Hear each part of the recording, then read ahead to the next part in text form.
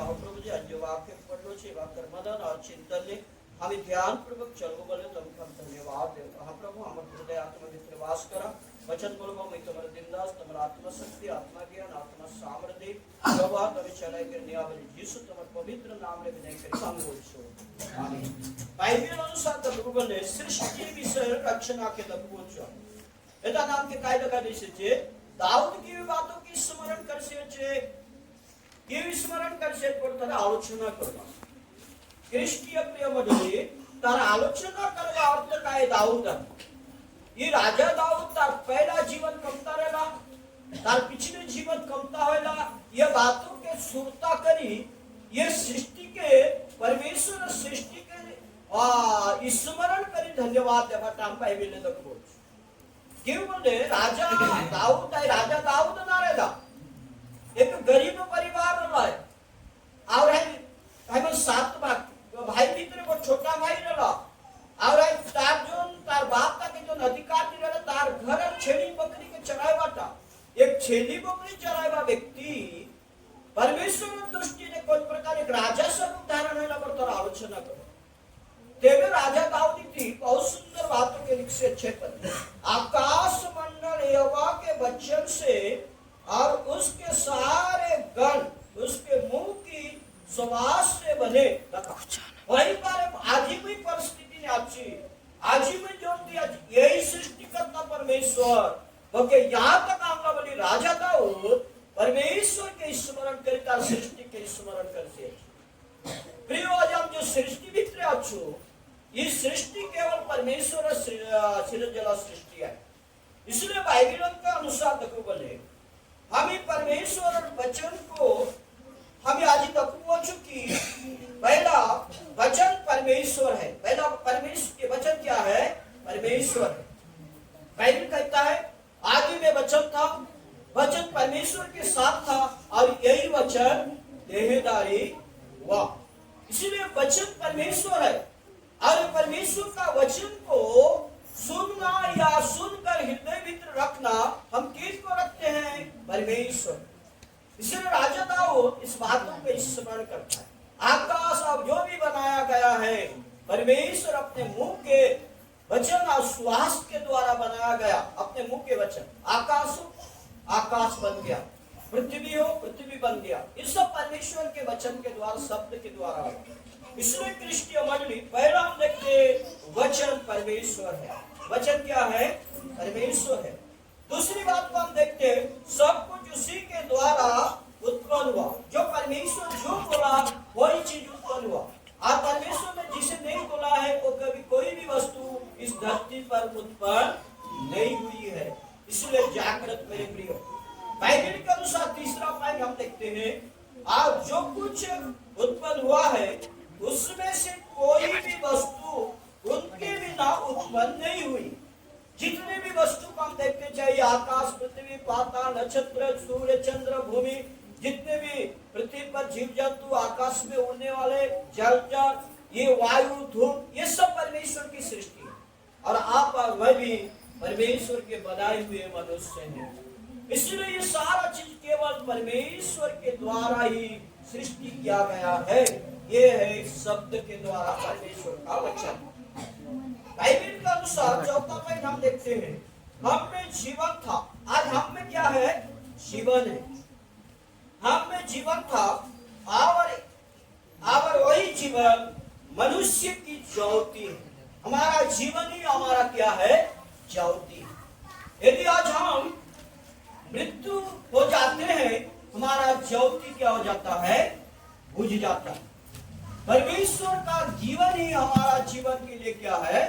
ज्योति ये है वचन परमेश्वर का जब वचन हमारे जीवन में है तो हम ज्योति में हैं यीशु मसीह ने कहा जगत की ज्योति मैं हूं और जो मेरे पीछे आता है वो कभी भी अंधकार से नहीं भटकता यीशु ने कहा है जगत की ज्योति मैं हूं आज जो मेरे पीछे आते हैं वो कभी भी अंधकार में नहीं भटकेंगे कि वो ज्योति का संतान होगा ये है वचन का अर्थ मेरे प्रिय इसलिए आज हम कहां पर हैं ज्योति के संतान अर्थात यीशु मसीह की संतान है ये है चौथा पॉइंट इसलिए बाइबल में दूसरी बात हम देखते हैं यहाँ पर लिखा गया है परमेश्वर का वचन का उद्देश्य है, मतलब परमेश्वर का वचन का उद्देश्य है, उसका अर्थ देखते तो कार्य। परमेश्वर का वचन का उद्देश्य मतलब उसका करने का काम। उसका करने का काम क्या है? वचन कैसा है? पहला पवित्रता शास्त्र, ये पवित्रता जो शास्त्र जो मसीह यीशु में विश्वास के द्वारा, ये पवित्र शास्त्र जो मसीह यीशु में विश्वास करने के द्वारा तुझे उद्धार पाने के लिए बुद्धि दे सकता है। बोलिए मारनाथ। आज आपको और मुझे इस वचन के आधार पर विश्वास करते हैं यीशु मसीह के नाम से, तो हमें क्या मिलेगा? उद्धार मिलेगा, मुक्ति मिलेगा, शांति मिलेगा। ये बाइबिल हमें बताते, ये है वचन का सारा अंश, ये है वचन का सारा अंश बाइबिल हमें बताती है। और बाइबिल में हम देखते हैं संपूर्ण पवित्रता शास्त्र, संपूर्ण पवित्रता शास्त्र परमेश्वर की प्रेरणा से रचा गया है, मतलब परमेश्वर की इच्छा से बाइबिल को लिखा गया है, बाइबिल को लिखा गया है। और शिक्षा, धारणा, सुधार और धार्मिकता को शिक्षा के लिए उपयुक्त है। ये है बाइबिल का सारा अंश। क्या क्या है? शिक्षा, धारणा, सुधार और धार्मिकता का शिक्षा के लिए उपयुक्त है। ये धार्मिक शिक्षा, पाप की शिक्षा नहीं, दंड की शिक्षा नहीं, अधर्म की शिक्षा नहीं, बाइबिल केवल धार्मिकता का शिक्षा के लिए है। ये है बाइबिल का सारा अंश मेरे प्रिय। आज तीसरी बात, ये बातों के लिए हम देखते हैं पहला थिस्सलुनीकि की पत्रिका, उसका तीसरा अध्याय 14 से 17 पद तक पढ़ते तो पॉइंट हमें बाइबिल में से मिलेगी। पहला थिस्सलुनीकि की पत्रिका, पहला तीमुथियुस की पत्रिका 3 अध्याय 14 से 17 पद पढ़ना पड़ेगा। क्या लिखा है? मैं तेरे पास जल्द आने की आशा रखने पर भी ये बातें तुझे इसलिए लिखता हूँ, ये बातें मैं आऊंगा तो इसलिए लिखता हूँ कि यदि मेरे आने में देर हो तो तू जान ले कि परमेश्वर के घराने में जो जीवित परमेश्वर की कलीसिया है, जीवित परमेश्वर की कलीसिया, आज आप मैं जीवित परमेश्वर की कलीसिया है, और जो सत्य का खंगा और नींव है, सत्य का खंभा और नींव बनना है आपका और मुझे। कैसा बर्ताव करना चाहिए, इस सत्य के खंभा और नींव को हम किस प्रकार संभाल कर आगे चलना है, ये बाइबिल का शब्द है। मैंने अभी आपको बताया, क्या बताया? शिक्षा, धारणा, सुधार और धार्मिकता का शिक्षा के लिए उपयोग, अर्थात ये है बाइबिल का धार्मिकता का एक खंभा, कलीसिया।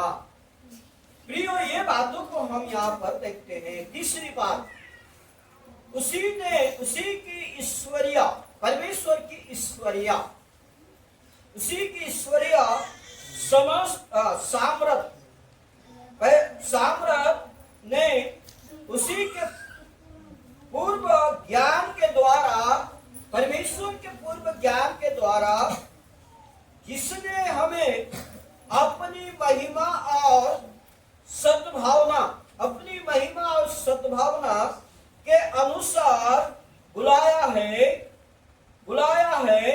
वही सब कुछ जो जीवन और भक्ति से संबंध रखता है, जीवन भक्ति से संबंध रखता है, हमें प्रदान किया है। जीवन भक्ति उसकी आज्ञा को मानने वाले लोगों पर प्रदान किया गया है, क्योंकि उसने इन्हीं के कारण हमें अपनी बहुमूल्य और प्रतिज्ञा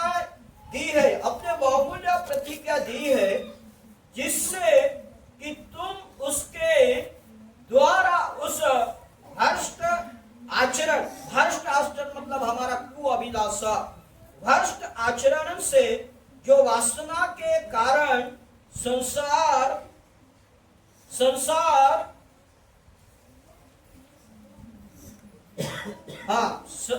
जो वासना के कारण मतलब संसारिक जो वासना के कारण है, छूटकर, वासना के कारण छूटकर ईश्वरीय स्वभाव के सहभागिता हो। देखिए, इस जगत की भ्रष्ट वासना से छूटकर हम आज कहां पर है?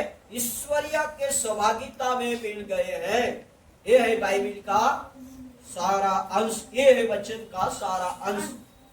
ये परमेश्वर की बातों को हम देखते हैं। दूसरा पत्रस उसका पहला अध्याय और 3 पद 16, 10, ये सारे बातों को आज हम देखते हैं प्रिय विश्वासी। इसलिए धर्म के शास्त्र में परमेश्वर का वचन जल के समान है। परमेश्वर का वचन क्या है? जल के समान है। पहला, यह शुद्ध करता है, लिखा है। ये इफिसियों की पत्रिका 5 अध्याय 25 से 27 पद तक लिखा गया है। इफिसियों की पत्रिका 5 अध्याय उसका 25 से 27 पद, यह शुद्ध करता है। पहला। दूसरा, हम परमेश्वर के राज्य में जीवन का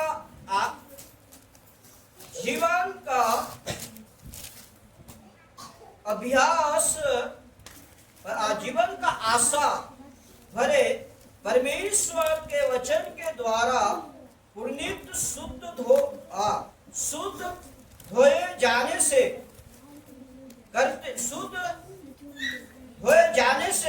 करते हैं। तुम उस वचन के कारण जो मैंने तुमसे कहा है शुद्ध हो चुके हो। यूहन्ना रचित सुसमाचार 14 अध्याय 3 पद, यूहन्ना रचित सुसमाचार 14 अध्याय 3 पद। क्रिस्तीय मंडली जागृत धर्म के शास्त्र के अनुसार इस बातों को हम देखते हैं। ये सारे पद्धति, ये है परमेश्वर का शब्द, और ये वचन रूपी जल हमारे हृदय में रहने वाले पाप और धर्म को शुद्ध करता है। ये है परमेश्वर का वचन। वचन जब तक नहीं सुनेंगे, वचन को जब तक हम नहीं समझेंगे, वचन को अपने हृदय में नहीं रखेंगे, हम कभी भी शुद्धता, पवित्रता, धार्मिकता का जीवन बिता नहीं सकते। ये है पवित्रता का वचन का अर्थ मेरे प्रियो। दूसरी बातों को जब हम देखते हैं, यह शुद्ध रखता है। परमेश्वर का वचन जो हमारे हृदय में बोया गया है, हम पाप से मुक्त रखता है, पहला। दूसरा, जीवन अपनी चाल चलन को कैसे शुद्ध रखे, जवान अपनी चाल चलन को कैसे शुद्ध रखे। तीसरा, तेरे वचन के अनुसार चलने से। चौथा, तेरे वचन को मैंने अपने हृदय में सच्चित किया है कि तेरे विरुद्ध पाप ना करूं। भजन संहिता 119 अध्याय 9 से 11 पद। भजन संहिता 119 अध्याय 9 से 11 पद क्या लिखा है, पढ़ के देखिए। भजन संहिता 119 अध्याय 9 से 11 पद। अब तक मतलब टाइम लगा है बाइबल ढूंढवाने में। जवान अपनी चाल को किस उपाय से शुद्ध रखे। जवान अपने चाल, हमें जवान लोग का नहीं है, बोलो बाइबल ना करे। जवान अपने चाल को किस रीति से शुद्ध रखे, बाइबल बताती है। हाँ, तेरे वचन के अनुसार, परमेश्वर के वचन के अनुसार सावधान रहने से। पहला देखते हैं वचन, दूसरा सावधान। हाँ, मैं पूरे मन से तेरी खोज में लगा हूँ। तीसरा, अपने पूरे मन से परमेश्वर को खोजना। मुझे तेरी आज्ञाओं की बाट से भटकने न दे। चौथा, परमेश्वर की आज्ञा से नहीं भटकना। मैंने तेरे वचन को अपने हृदय में रख छोड़ा है। पांचवा, परमेश्वर का वचन को हम प्रत्येक व्यक्ति अपने हृदय में रखना कि तेरे विरुद्ध पाप न करूं। आज छठवां देखते, परमेश्वर का विरोध में कभी भी पाप नहीं करना। पाप क्या है? एक सवाल आपको पूछा जा रहा है, पाप क्या है? पाप क्या है? बोलिए ना, पाप क्या है? सबसे बड़ी बात पाप है आज्ञा उल्लंघन का। आदम और हवा किसी से नहीं मारा, ना मूर्ति पूजा किया, ना व्यभिचार किया, केवल परमेश्वर की बातों को नहीं माना। जिस फल को नहीं खाना है उसी को मना किया था, मगर कई वर्ष के बाद वही फल को खा दिए। आज आप और मैं भी मूर्ति पूजा नहीं करते हैं, क्या करते हो मेरे को पता नहीं है, व्यभिचार नहीं करते हो या करते हो मेरे को पता नहीं है। आज झूठ मूठ तो हमारा जीवन में चल रहा है, ये भी पाप है, मगर सबसे बड़ी पाप है आज्ञा उल्लंघन करना, परमेश्वर का बातों को नहीं मानकर चलना ना, ये है पाप। इसलिए आखिरी पद में क्या देखा कि मैं तेरे विरुद्ध में कोई पाप ना कर, तेरे विरुद्ध में कोई पाप ना कर ना। मेरा शब्द नहीं है, किनका शब्द है? पवित्र धर्मशास्त्र का शब्द। इसलिए शब्द को हमको कैसे सुनना है, कैसे जानना है, कैसे चलना है। आप स्वयं हम ये गीत गाया, जय बे राजा यीशु आसी में बोलवा गीत पे गाए लोग कि गाए हम लोग कि भाई बंधु एक बार अपने मन में तो विचारो कि आप परमेश्वर के राज्य में जाने के लिए यह हो कि नहीं। आप सोच कर देखिए, यीशु पिता का गाया हुआ गीत क्रिस्टियन मंडली। इसलिए हमने देखा कि हम भी जानते हैं कि विश्वास के द्वारा परमेश्वर ने सारा सृष्टि को रचा है। कहाँ पे काम ने? इब्री 11 अध्याय 3 पद। पढ़िए क्या लिखा है? इब्री 11 का 3।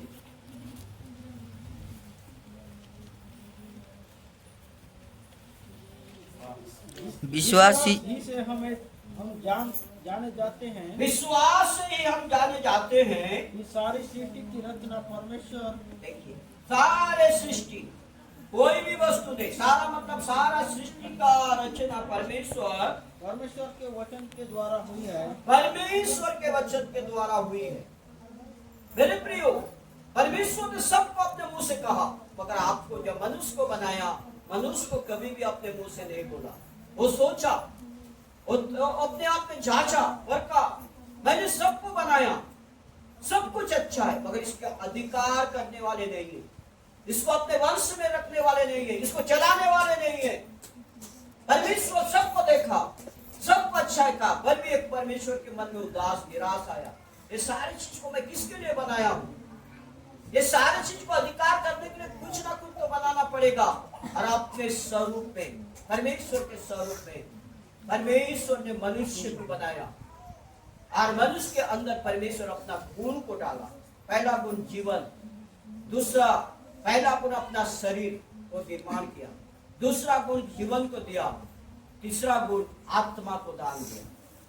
परमेश्वर संपूर्ण पवित्रता में मनुष्य को रचा, मगर परमेश्वर की आज्ञा को नहीं मानने के द्वारा मनुष्य के अंदर सारा पाप, बीमार, रोग, व्याधि, ईर्ष्या, निंदा, कपट, डाह, हर एक जो चीजें पाप के द्वारा आया, ये सारी चीज को परमेश्वर नहीं बनाया।